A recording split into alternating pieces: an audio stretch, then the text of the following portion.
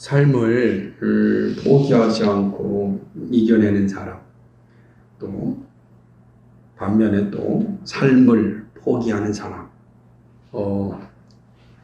우리가 사는 이 땅에는 있습니다. 어중간하게 사는 사람이란 사실 존재하지 않고 삶을 포기하는 사람과 삶을 포기하지 않고 이겨내는 사람이 존재합니다. 똑같은 상황 가운데서도 이겨내는 사람과 포기하는 사람이 있음을 봅니다. 이 두 사람들의 차이는 무엇이라고 여러분 생각합니까? 왜 어떤 사람은 포기하고 어떤 사람은 포기하지 않을까요? 이 사람들의 차이는 어디서 오는 걸까요? 사실 그 차이를 한마디로 정리한다는 건 힘든 일입니다. 왜냐하면 그 사람들이 가지고 있는 상황이라고 하는 것은 너무 다르기 때문에 그렇습니다. 어떻게 우리가 그 모든 사람들의 마음을 다 알고서 한마디로 규정할 수 있겠습니까? 참 어려운 일이죠. 그래서 질문하는 것도 어리석은 것 같고 이 질문에 대한 답을 찾는 것도 어리석은 것처럼 보입니다. 그런데 잘 생각해 보면 삶을 포기하는 사람과 삶을 포기하지 않는 사람에게 나타나는 공통점인 하나는 분명히 있습니다. 그것은 바로 마음의 문제입니다. 이 마음의 문제는 이 두 사람에게 다 존재합니다. 삶을 포기하는 사람과 포기하지 않는 사람도 그 시작이 마음에서 있고 마음에서 끝나는 것을 봅니다. 그래서 마음이라고 하는 건 우리가 보통 이야기하는 감정을 의미하는 건 아니고요. 마인드라고 하는 생각, 이성을 혹은 지성을 의미한다고 할 수가 있습니다. 감성이 항상 우리 앞에 나오지 않아요. 항상 이성을 통하여서 들어와서 작동할 때 감성이 생기는 것이죠. 모든 것이 볼 때 우리의 뇌를 작동하였고 그 다음에 그것이 나로 하여금 생각하게 하고 느끼게 하고 고민하게 하고 결단하게 하는 것이죠. 그래서 정말 우리 생각이 중요합니다. 생각을 어떻게 갖느냐가 어떤 감정을 나타내느냐를 또 만들어내기도 하고 그 삶의 결과를 전혀 다르게 만들어내기도 합니다. 그래서 같은 자리에 있어도 생각의 차이가 삶의 차이를 만들어내고 인생을 살아가는 긴 여정 가운데 정말 다른 열매를 맺게 하기도 합니다. 그래서 이 생각의 문제는 참 중요하다고 보는 것이죠. 예레미야 선지자는 누구보다도 이 마음의 문제, 이 생각의 문제를 잘 알고 있었습니다. 그래서 이스라엘 백성들에게 이 부분에 있어서 명확하게 서 있기를 촉구합니다. 우리가 이미 살펴보았던 것처럼 예레미야 51장은 바벨론의 그 멸망을 다루고 있는 그런 말씀입니다. 바벨론이 멸망한다. 바벨론 멸망이 왜 중요하냐면 이스라엘 백성들이 바벨론의 포로가 될 것이기 때문입니다. 아직 이스라엘 백성들은 남쪽 유다죠. 포로가 되지 않았습니다. 그러나 이제 시드기야 4년째 이 말씀이 주어지고 이제 BC 586년 되면은 이스라엘은 이제 멸망하게 되고 바벨론에 의하여서 이스라엘 백성들은 포로로 잡혀가게 됩니다. 예레미야 눈에는 이제 그게 다 보이는 거죠. 하나님께서 그것을 보여주셨기 때문에 예레미야는 잘 알고 있었습니다. 바벨론의 포로가 되어 고향을 떠나 살아야 하는 백성들의 삶은 고달플 겁니다.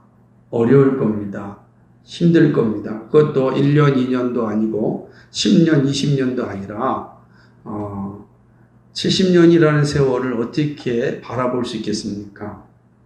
살다 보니까 70이 된 거지 70년이라는 세월을 우리가 이해하고 바라본다는 건 참 어려운 겁니다.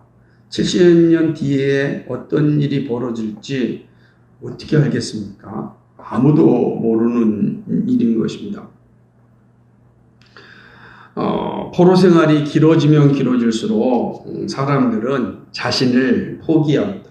그리고 현실에 동화됩니다. 그래서 자신을 포기한다라는 것은 자신이 누구인지에 대한 정체성과 자신의 신앙을 의미하는 것. 자신이 유대인이라고 하는 정체성이겠죠.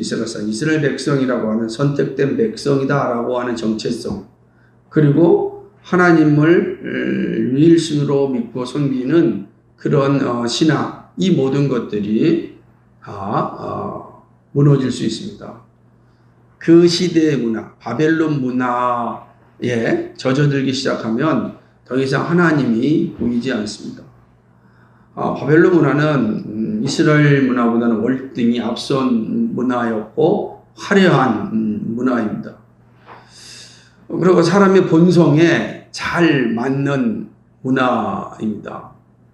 그렇기 때문에 이 문화의 맛을 들이면 자신을 잃어버리기 딱 좋습니다.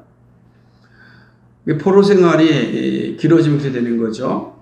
우리가 일제 36년이라고, 그러니까 이스라엘에 비하면은 한 반밖에 안 돼요. 반 정도를 겪었지만은 지금까지 우리의 문화 속에 일본 말들이 얼마나 많이 자리 잡고 있습니까? 일본 문화가 아직까지도 기성세대들이 다 가지고 있지 않습니까? 말에도 그렇고 농담도 일본 말로 하지 않습니까? 제가 어릴 적에 하도 재미있게 놀았던 것처럼 뭐 빗사이로 막가 막 이런 것처럼 일본이라는 문화가 계속해서 전수되어서 내려오는 거죠. 36년도 그런데 70년이라면 어떻게 했습니까? 이건 뭐 이루 말할 수 없는 상황이 다가오는 것이죠. 그렇게 되면은 사람들 사이에 여러 가지 의견들이 오고 갈 겁니다. 정말 이렇게 이 타지에서 이렇게 살다가 내 인생이 끝나는 건가? 소망이 없는 삶을 바라보면서 세상을 한탄하고 또 그렇게 절망하면서 살 수 있습니다.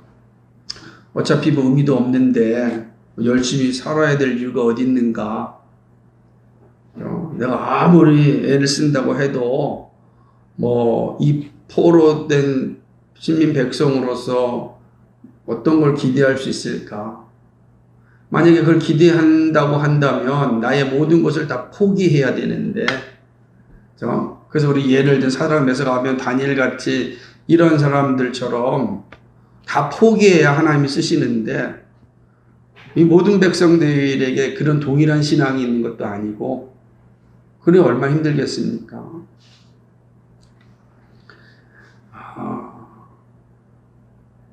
삶에 대한 의미가 분명하지 아니하면 살아야 될 이유도 찾지 못합니다. 그렇게 되면 삶을 포기하게 되는 것이죠. 돌아갈 집이 더 이상 보이지 않는데 집에 대한 꿈을 갖고 사는 것은 이거는 희망 고문이다. 희망 고문처럼 참 어려운 게 없잖아요. 그렇게 되면 포기해버리고 마는 겁니다. 지금 이것이 앞으로 이스라엘 백성들이 바벨론에서 겪어야 될 그런 모습들입니다. 그러니까 예레미야 선지자가 그걸 다 알고 있는 거죠. 앞으로 겪어야 될 이스라엘 백성들의 모습이 얼마나 힘들고 어려운지를 잘 알고 있는 것입니다. 그러한 상황을 잘 알고 있었던 선지자는 이스라엘 백성들을 향하여 비록 너희들이 포로된 백성이라 할지라도 절망해서는 안 된다. 그 이유가 무엇인지 아느냐? 그것은 바벨론이 멸망할 것이다. 그리고 너희는 독립할 것이다. 그러니까 바벨론이 멸망할 것이고 너희는 독립할 거다라고 이 사실이 분명하다. 그러니까 절망하지 말아야 한다는 것입니다. 물론 그 시간이 70년이 되겠지만 하나님의 약속은 성취됩니다. 나라가 망하고 포로로 잡혀가는 백성들에게 정말 피를 토하는 심정으로 지금 선지자는 이 말씀하는 겁니다. 바벨론이 이렇게 망한다. 저는 이 말씀이 지금 아직 나라가 망하지 않은 상태에서 들은 거잖아요. 이게 백성들이 얼마나 이게 실감 있게 다가올까? 아마 그러지 않을 겁니다. 겪어보지도 않은 상황이고, 그리고 그런 상황을 겪고 싶지도 않는데, 선지자가 이런 걸 너희가 겪을 것이다 말했을 때, 얼마나 많은 사람들이, 아멘, 알겠습니다. 이렇게 대답하겠습니까? 그러지 않을 겁니다. 그러나 선지자는 지금 정세가, 이 정세는 이스라엘이 알고 있는 거예요. 주변 정세가 어떻게 흘러가고 있는지는 지금 알고 있는 겁니다. 그래서 이 정세를 어떻게 해서라도 이겨보려고 시리아에 붙든지 이집트에 붙든지 해가지고서 바벨론과의 싸움에서 이 문제를 해결하려고 정치인들은 난리를 치고 있는데 선지자는 말합니다. 아니다. 바벨론에 항복해야 된다. 그 이야기하는 겁니다. 그래 너희가 바벨론에 가더라도 삶을 포기하지 마라. 바벨론이 너희를 데려갔지만 망할 것이다. 너희는 다시 독립하여 너희 고향으로 돌아올 것이다. 이렇게 말씀하는 겁니다.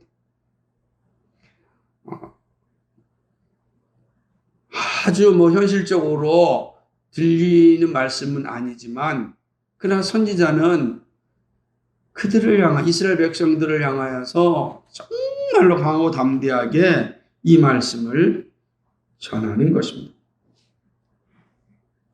하나님의 약속은 순식간에 이루어집니다. 소낙비가 내리듯 한순간에 하나님의 말씀이 성취됩니다. 이때 정신 차리지 아니하면 하나님의 약속이 하나님의 말씀이 기억나지 않을 것이고 하나님이 주시고자 하는 선물을 받을 수 없습니다. 선물이 와도 받지 못하는 자가 있습니다. 이게 얼마나 슬픈 일입니까?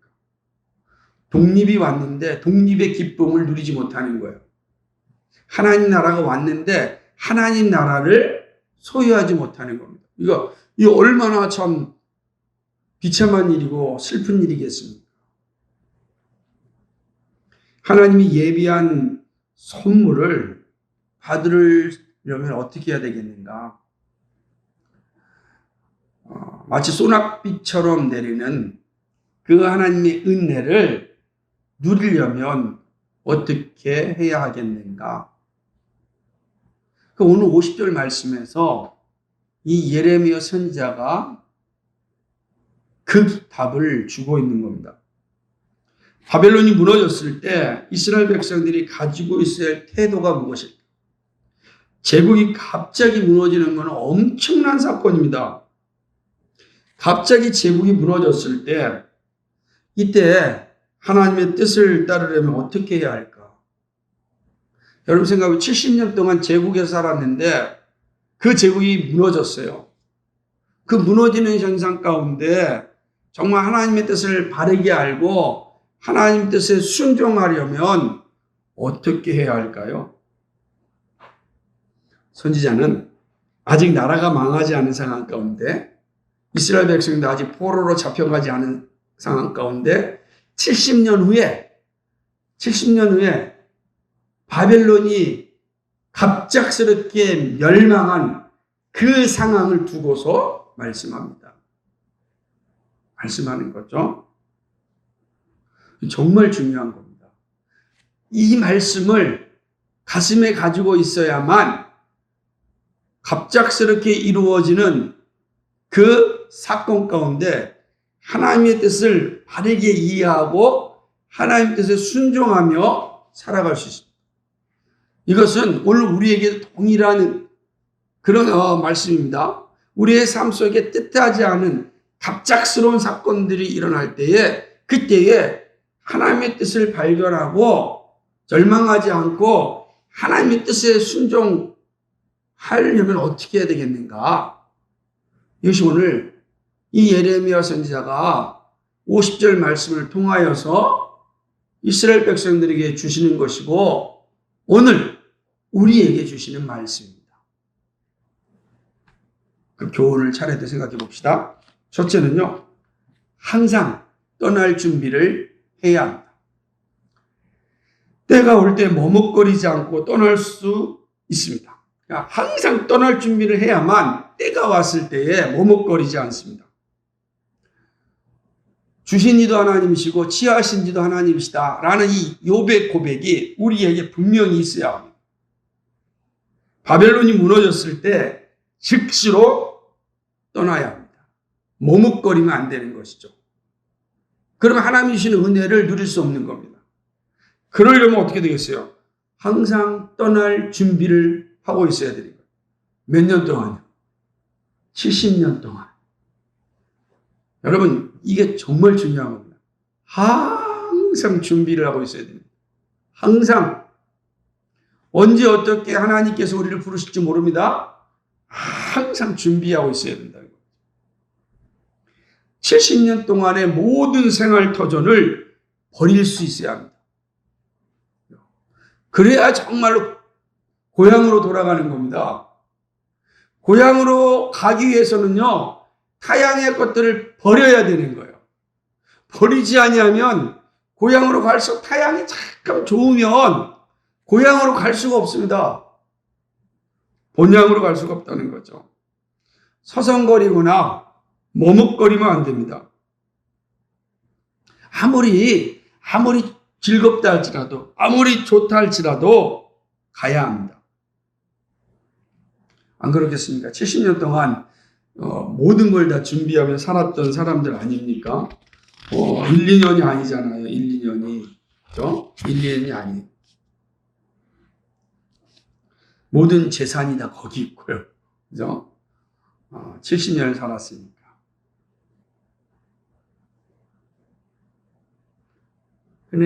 그런데 제국이 무너집니다. 그때 어떻게 해야 되겠는가? 아마 여러 사람들이 나타날 겁니다. 어차피 살아온 70년인데 어떤 사람이 다스린다고 달라질 게 있나? 우리가 종종 정치인들을 보면서 이야기하는, 대통령들을 보면서 이야기하는 것은 그 사람이나 저 사람이나 다 똑같아? 이러잖아요. 그죠? 이 절망 섞인 표현이거든요. 소망을 갖지 않을 때 이 사람이나 저 사람이나 다 똑같지 뭐 이렇게 생각하는 거예요. 이렇게 될 수가 있는 겁니다. 바벨론이나 예루살렘이나 뭔 상관이 있어? 이런 생각하는 거죠. 준비하지 아니하면 반드시 이런 갈등을 하게 됩니다. 머뭇거리게 됩니다. 그래도 오늘 말씀 보니까 이렇게 50절에 칼을 면한 자들이여 서지 말라 행하라. 이 무슨 말이면 머뭇거리지 말고 빨리 떠나라 이런 뜻이에요. 머뭇거리지 말고 떠나라. 바벨론을 떠나라 라고 이야기하는 것입니다. 아무리 많은 것을 얻었어도 떠나야 합니다. 아쉽거나 아까워서 돌아보면 이스라엘로 돌아갈 수 없습니다. 발이 떨어지지 않는데 어떻게 갈 수 있겠습니까? 그러니까 이 사람 마음에 뭐가 있는 거예요? 이 세상이 좋은 거예요. 이 땅이 좋은 거예요. 지금 예루살렘이 좋은 게 아니라 이 땅이 좋은 거예요. 가나안, 바벨론 땅이 좋은 거, 바벨론 문화가 너무너무 좋은 거예요. 그래서 누렸던 삶이 너무너무 좋은 거예요.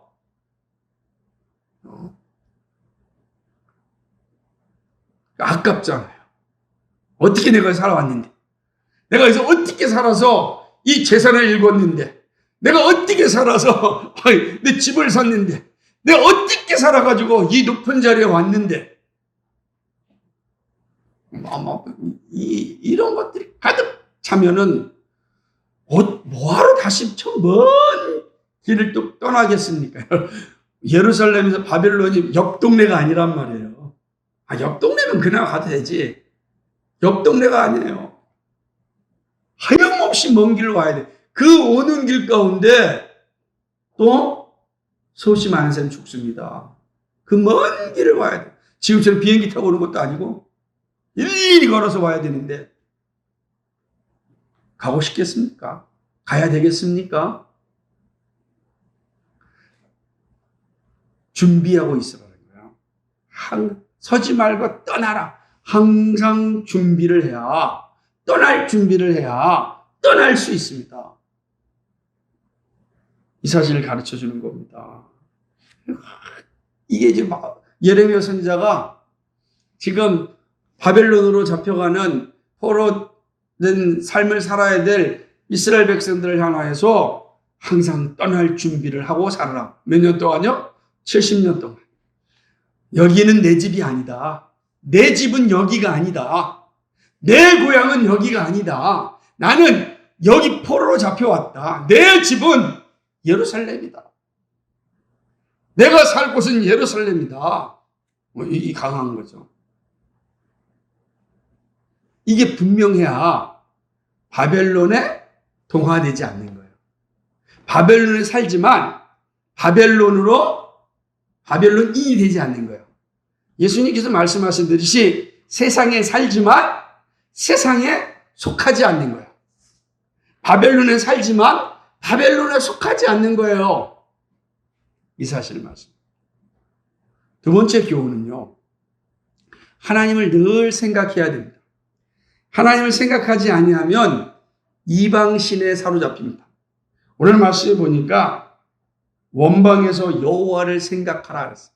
원방이 예루살렘에서 먼 곳이 원방이에요. 그게 바로 바벨론이에요. 바벨론에서 누굴 생각하라고요? 하나님을 생각하라. 이제 나중에 이제 끝나면 에스겔서 보게 되겠지만 에스겔서 같은 것은 그발 강가에서 늘 하나님을 생각하는 겁니다. 하나님을 생각하는 거예요. 당시의 우상들이 얼마나 대단한지 모릅니다. 네. 엊그저께 그 이집트 유물을 발굴하는 사크라라고 하는 지역에서 이집트 유물을 발굴하는 다큐멘터리를 봤어요. 근데 그 다큐멘터리에 나타난 그 연도가 언제냐면 BC 600년이에요. 그러니까 어느 시대냐면 지금 우리가 지금 공부하고 있는 예레미야 시대. 그 예레미야 시대의 무덤을 발굴하는 거예요. 그러니까 제가 지금 예레미야를 공부하고 있다 보니까 그것이 너무 생생하게 다가오는 거예요. 그 무덤을 발굴하는데요. 무덤에 얼마나 많은 우상이 담긴지 모릅니다. 각종 우상이 다 있어요. 예. 새끼 사자도 미이라를 만들어 놓고 고양이도 미이라를 만들어 놓고 각종 조각상들이요. 얼마나 많이 있는지 몰라요. 고양이를 많이 섬겼더라고요. 고양이를. 거기 그 동네는. 그냥 온갖 우상들이 많아요. 그런데 뿐만 아니라 BC 600년이면 얼마나 오래됐습니까? 그죠? 근데 그때 그 화려한 색채가 여전히 남아있는 거예요. 파란색, 빨간색. 야, 얼마나 화려했을까, 이 시대가. 그 시대가 생각해보면 지금 우리의 눈으로 봐도 너무 화려하고 예쁜 그런 색감인데 예루살렘에는 그런 색감, 그런 거 별로 없거든요. 그죠? 예루살렘은 그냥 무덤에다가 집어넣었단 말이에요. 돌무덤에다가. 그런데, 이집트는 정말 엄청나요. 바벨론도 마찬가지 아닙니다. 제가 얼마 전인가가 페르시아 문명에 대해서 이 다큐멘터리 한번 본 적이 있는데, 정말 화려합니다. 이렇게 화려했구나. 그러니까 이스라엘 사람 눈에는 정말 새로운 거죠. 새로운 겁니다. 수많은 우상들이 있습니다. 하나님을 잊어버리게 할 만한 요소들이요. 얼마나 많은지 모릅니다.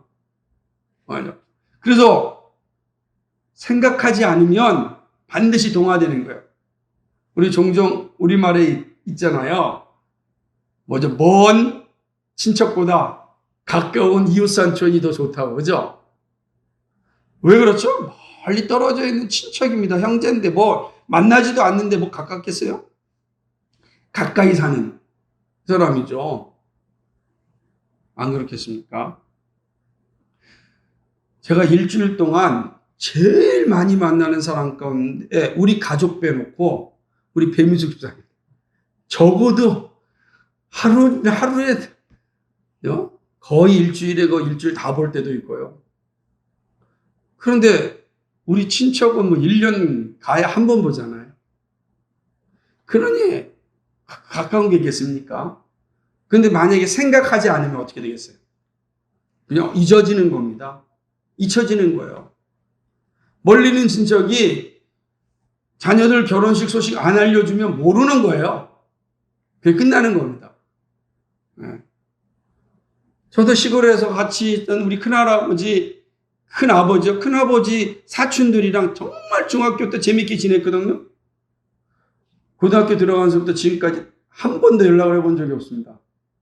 그 시골에 있고 여기 있으니까 어떻게 사는지도 몰라요. 그러면 나는 이 도시 문화에 적응돼 살아가고 있습니다.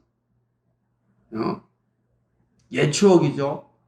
옛날에 방학 때 가가지고서 참외서리에서 먹었던 것 옛날 이야기일 뿐이지 이 도시에서는 그런 거 생각할 수도 없습니다. 마찬가지. 바벨론으로 그 화려한 문화를 자랑하는 바벨론에 잡혀간 이스라엘 백성들이 얼마나 새로운 문명에 정말 현혹됐겠습니까? 그리고 바벨론에는 다양한 신들이 있습니다. 쪽집게 신들이 있다고요. 다산의 신, 다산, 풍요, 다양하게 신들이 존재합니다. 얼마나 편합니까? 얼마나 편해요. 아프면 아픈 것을 치유해드리는 신한테 가고 얼마나 좋습니까? 하나님을 멀리 있지만 하나님을 기억하라. 마음에 두라. 하나님을 생각하지 아니하면 반드시 우상에 빠진다. 그러니 바벨론 제국이 무너졌을 때 하나님께로 와야 될 이유가 없어지는 거죠. 내 생각이 하나님이 없는데 뭐하러 예루살렘 그 먼 길을 옵니까? 그냥 여기가 좋사오니 하고 있는 게 낫지. 그럼 영원한 멸망 가운데 우상 섬기는 자로 끝나고 마는 거지. 항상 생각하라는 거예요. 두 번째 교훈입니다. 세 번째는요, 예루살렘을 마음에 두라는 겁니다. 이게 무슨 말일까? 이 말씀은 성전을 마음에 둔다는 겁니다. 예루살렘은 성전을 의미하는 거예요. 성전. 예루살렘 성전. 하나님을 예배하는 곳이 바로 예루살렘입니다. 바벨론이 이스라엘 백성들을 포로로 잡아가면서 한 일이 무엇입니까? 예루살렘 성전을 파괴하는 일이었습니다. 예루살렘 성전이 파괴되었습니다. 더 이상 예배하지 못하게 하는 것입니다. 더 이상 제사가 존재하지 않게 하였습니다. 예루살렘 성전은 이스라엘 백성들의 삶의 중심입니다. 하나님의 말씀을 배우고 정의로운 재판이 이루어지고 경제 중심지의 역할을 감당하였던 곳이 예루살렘입니다. 그리고 예루살렘은 이스라엘 사람들과 동격이에요. 그들의 삶의 모든 중심이 예루살렘 성전에 있습니다. 예루살렘을 잊어버리는 것은 이스라엘 백성들의 어떤 정체성과 삶을 잊어버리는 것과 똑같습니다. 예루살렘이 사라지면 자신의 정체성도 사라지는 거예요. 그러면 바벨론이 무너졌을 때 내 온 힘을 다하여 적극적으로 예루살렘으로 와야 될 이유도 사라지는 거예요. 그래서 얘기합니다. 예루살렘 기억해야 된다. 예루살렘 마음에 두라. 하나님께 예배하였던 곳, 하나님의 재판을 받았던 곳, 내 삶의 중심지 예루살렘을 항상 마음에 두고 살라. 언제까지? 바벨론이 무너질 때까지. 실제로 바벨론 포로로 잡혀간 이스라엘 백성들은 성전에서 예배를 드릴 수 없었습니다. 그래서 이들이 한 일이 뭔지 아십니까? 하나님 은혜잖아요. 이 선지자의 말씀을 기억하고 이들이 한 일이 가정 모임과 회당을 세우는 일이었습니다. 회당. 이때부터 회당이 시작되었다라는 것이 일반적인 견해예요. 그러니까 성전에서 예배 드릴 수 없으니까 10명 이상의 유대인들이 모이면 회당에서 말씀을 배우고 재판을 하는 겁니다. 예루살렘 성전에서 했던 것처럼 제사는 드릴 수 없으니까 회당에서는 더 이상 제사를 드릴 수 없어요. 제사는 오직 예루살렘에서만 드려야 돼요.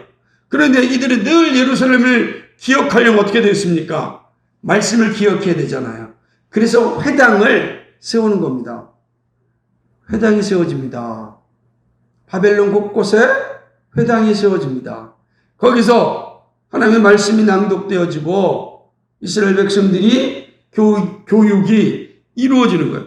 토라 교육이 회당에서 이루어지는 것입니다. 이스라엘은 포로에서 돌아와서 성전을 재건하기까지 회당에서 예루살렘을 생각했습니다. 선지의 말씀을 들은 거죠. 그래서 바벨론이 무너졌을 때 이들은 다시금 어디로 올 수 있었습니까? 예루살렘으로 올 수 있었습니다. 그리고 돌아와서 뭘 했습니까? 스룹바벨을 비롯하여서 스룹바벨 성전을 다시금 세우지 않습니까? 와서 한 일이 성전 세우는 일이에요. 예루살렘 성벽 세우고 느헤미야 시대 때 그리고 뭐 하죠? 성전을 세웁니다. 항상 마음에 두었기 때문에 성전을 세울 수 있는 거죠. 이게 중요한 거. 이게 바로 답이다. 라고 하는 것입니다. 바벨론이 갑자기 무너졌을 때 이들이 하나님의 뜻을 따라서 예루살렘으로 돌아올 수 있었던 것은 항상 떠날 준비를 하고 있었습니다. 항상 준비를 잘 하고 있었던 것입니다. 이게 되게 중요한 내용들을 가지고 있는 거죠. 그리고 늘 하나님을 생각하였습니다. 그리고 예루살렘에서 하나님을 예배할 그 성전을 늘 마음에 두었습니다. 그렇기에 바벨론이 무너졌을 때 이스라엘 백성들은 다 예루살렘으로 온 것입니다. 얼마나 중요한지 모릅니다. 정든 나라를 두고 먼 나라로 끌려가서 믿음을 지키는 것은 쉽지 않습니다. 한 세대는 믿음을 유지할 수 있으나 다음 세대는 장담할 수 없습니다. 새로운 문화에서 태어난 세대들이 앞선 세대와 같은 믿음을 가지고 지킨다는 거 쉽지 않습니다. 그러한 문화 속에서 믿음을 지키고 다음 세대로 영적 유산을 넘겨주려면 정말 정신을 바짝 차려야 됩니다. 안 그러겠어요?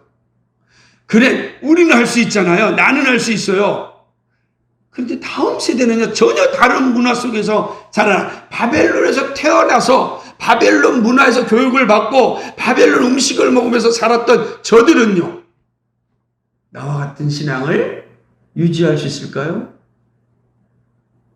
저들은 70년 후에 바벨론이 무너졌을 때 그 세대들이 자발적으로 예루살렘으로 올 수 있을까요? 그건 아무도 모르는 거잖아요.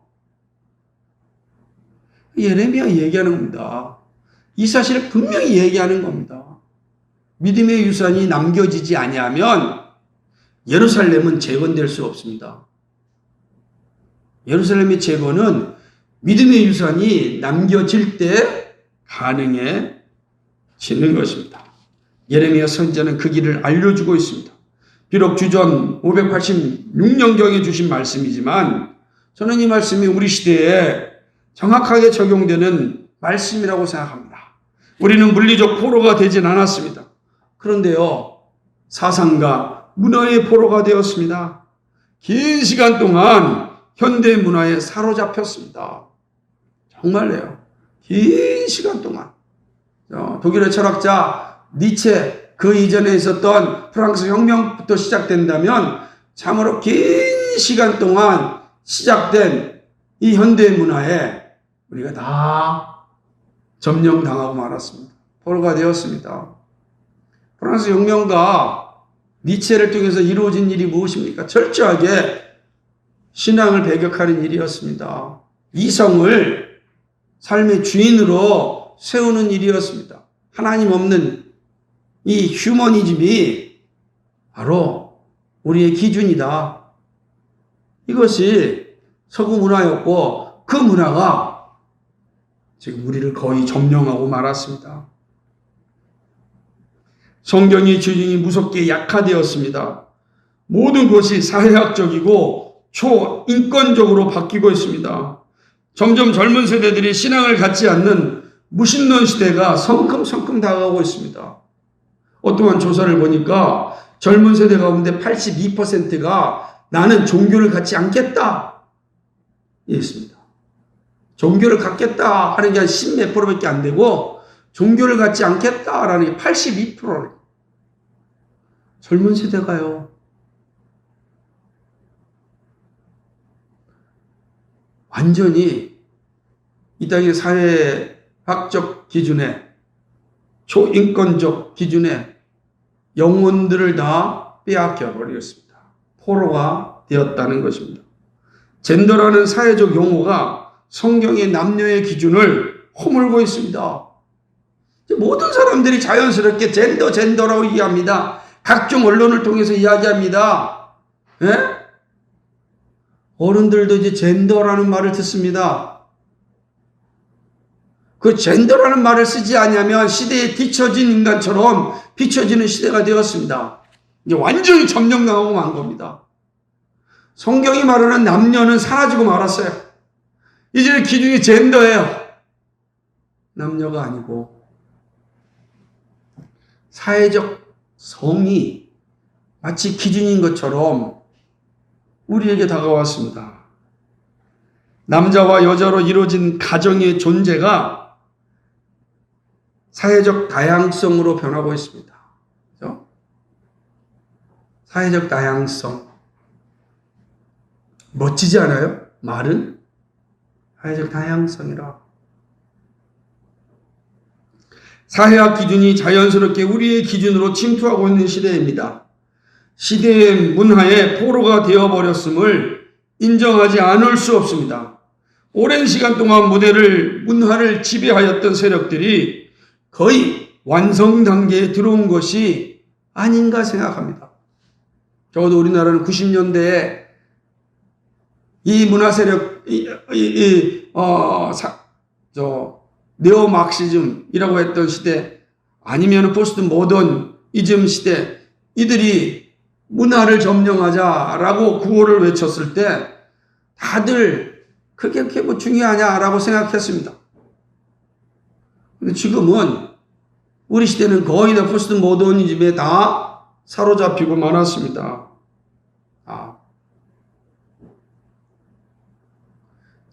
포스트 모던 관점에서 보면 기독교는 없어져야 될 대상처럼 보이게 됩니다. 왜요? 절대적 기준을 이야기하니까. 절대적 기준을 선언하니까. 더구나 코로나19는 우리들로 하여금 더욱 빠르게 문화의 포로가 되게 하고 있습니다. 온라인이 자연스러운 시대가 되었습니다. 온라인이 주는 피해에 대하여는 아무도 이야기하지 않습니다. 우리의 뇌를 망가뜨리는 위험에 대하여 경고하는 이들이 없습니다. 그죠? 한때 스마트폰이 위험하다. 스마트폰이 우리의 뇌를 다 망가뜨린다. 그렇게 경고하였습니다. 코로나19 시대, 온라인 시대에 모두가 다 스마트폰 가지고 거기에서 신앙생활하고 거기에서 자신의 생각을 나눈다. 여기에만 초점을 맞추지 그것이 주는 해악에 대하여서, 그것이 주는 위험에 대하여서 아무도 말하지 않아요. 넘어간 겁니다, 이제. 변하지 않았거든요. 스마트폰의 위험은 더 이상 중요하지 않습니다. 새로운 기준을 말하는 시대에 우리는 모두 포로가 되었습니다. 위험을 말해야 정신 차리고 구별할 수가 있고 분별할 수가 있는데 말하지 않으면 분별하지 못하거든요. 분별하지 못하면 중독이 되는 겁니다. 포로된 우리가 문화적 우상숭배에서 해방되고 성경적 신앙의 정체성을 지키지 아니하면 우리는 더 이상 신앙인이라고 하는 정체성을 소유하지 못할 겁니다. 우리가 정말 그리스도인이라는 신앙의 정체성을 지키고 우리가 하나님의 나라에 대한 소망을 분명히 품고 살아가려면 정말 우리는 정신 바짝 차려야 됩니다. 그러면 어떻게 해야 될까? 정말 문화의 포로가 되어서 살아가고 있는 우리들이 이 시대를 살아가면서도 우리의 영적인 정체성을 굳게 지키고 우리의 신앙을 굳게 지키고 하나님을 향한 믿음을 굳게 지키려면 어떻게 해야 될까? 아마 이것은 우리 예레미야 이 선지자가 우리 시대에 산다면 지금 우리 문화의 포로가 된 우리에게 이렇게 말씀할 거라 생각합니다. 그것은 바로 성경이 삶의 기준임을 확신해야 된다. 성경이 삶의 기준이다. 성경이 너희가 세상에 있지만 세상에 속하지 않으려면 성경이 삶의 기준이다. 예수님이 우리에게 가르쳐준 그 원리대로 내가 너희를 세상에서 데려가는 것이 아니라 너희를 세상에 보낸다. 그래 너희는 세상에 속하지 않았고 세상을 변화시키는 사람들이다. 문화를 완성하는 사람들이 너희의 삶이다. 문화에 예속되는 것이 아니라 문화를 하나님이 원하시는 대로 문화를 완성하는 사람들이다. 정말 중요한 거죠. 그러려면 어떻게 되겠는가? 너의 삶의 기준이 늘 성경이다. 어떤 일을 결정할 때 항상 성경을 생각해라. 성경을 생각해라. 같이 읽어볼까요? 우리 로마서 12장 2절 말씀입니다. 로마서 12장 2절.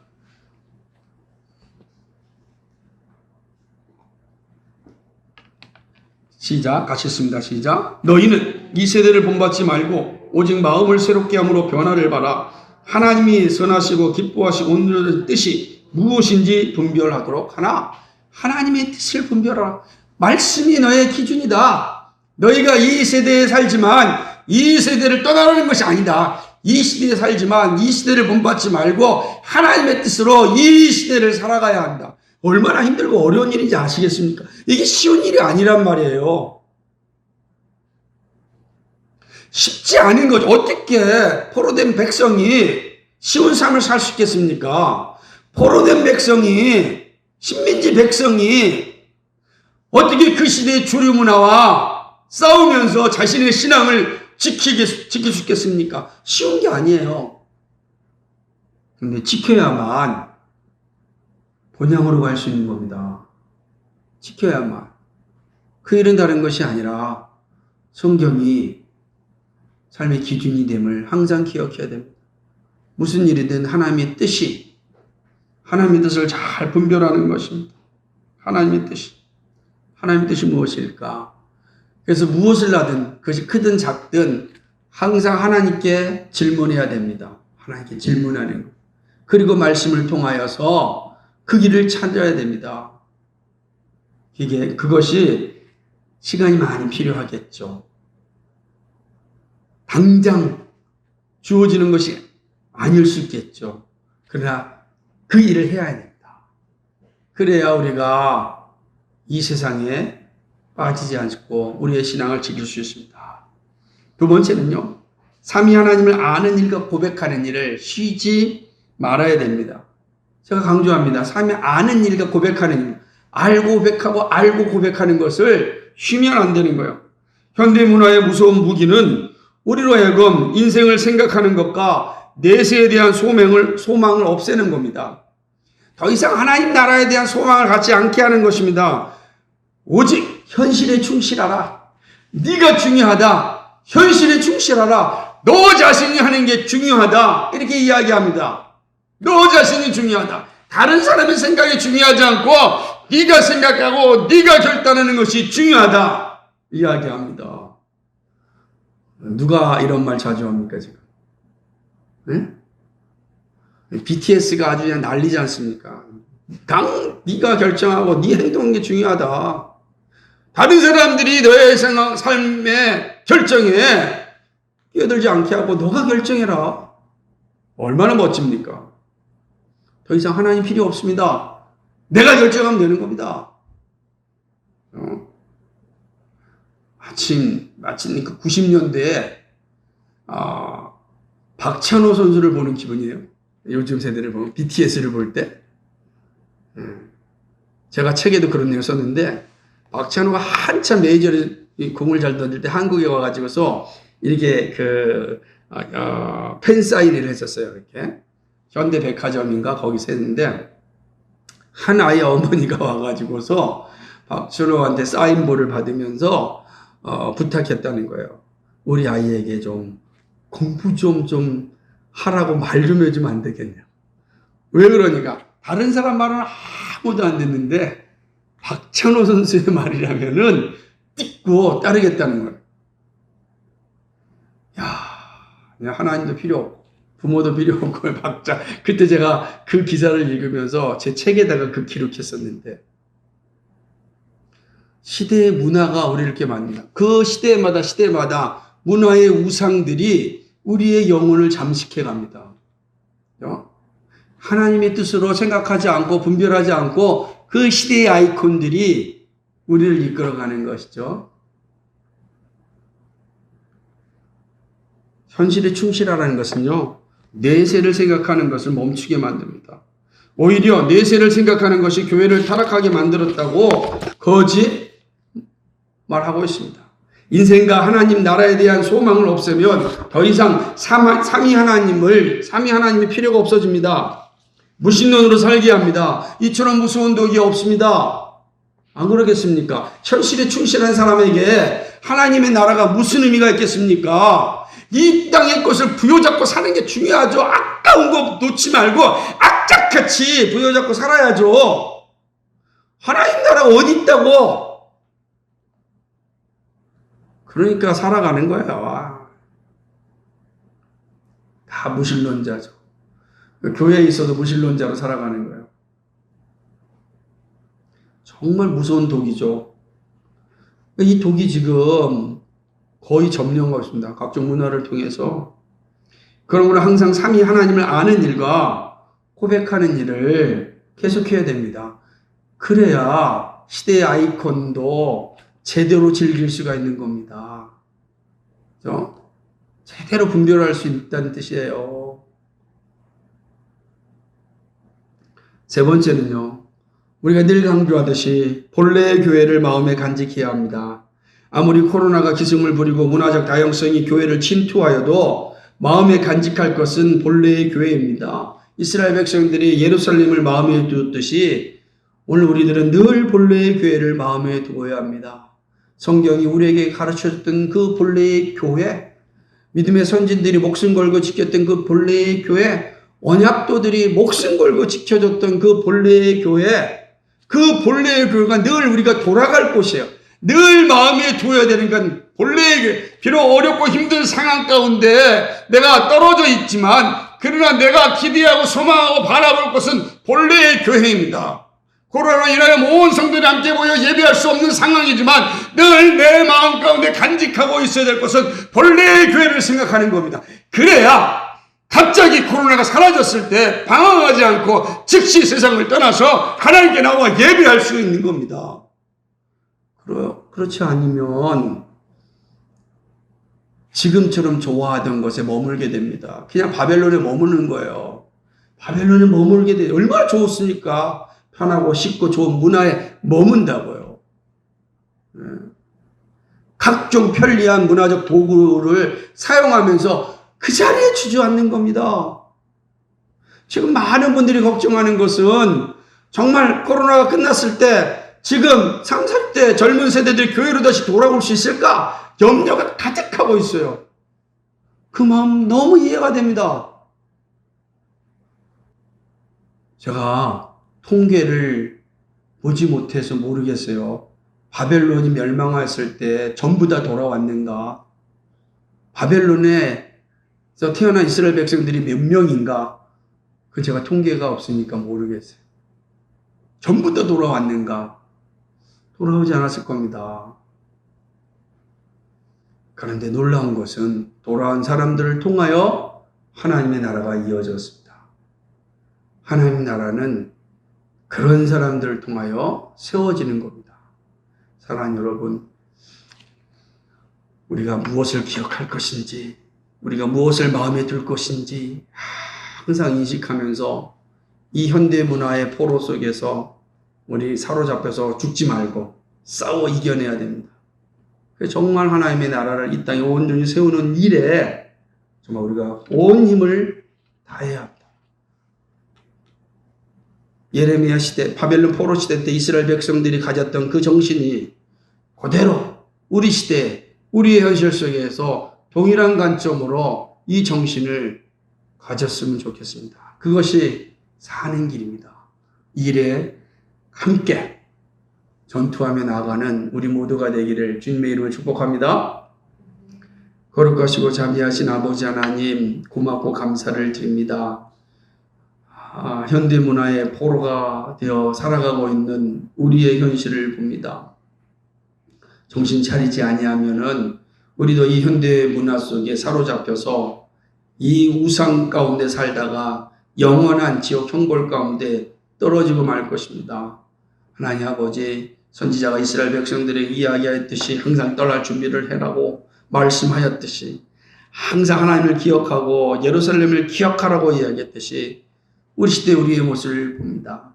하나님 아버지, 정말로 성경의 삶의 규짐을 항상 기억할 수 있도록 삼위 하나님을 알고 고백하는 일이 항상 있을 수 있도록 본래의 교회를 항상 기억할 수 있도록 하나님 도와주옵소서. 그것이 사는 길입니다. 그것이 다음 세대에 우리의 주님의 교회를 넘겨줄 수 있는 길입니다. 하나님, 이 일에 작지만 우리가 최선을 다하여 순종할 수 있도록 도와주옵소서. 감사합니다. 예수 그리스도의 받들어 기도하옵나이다. 아멘.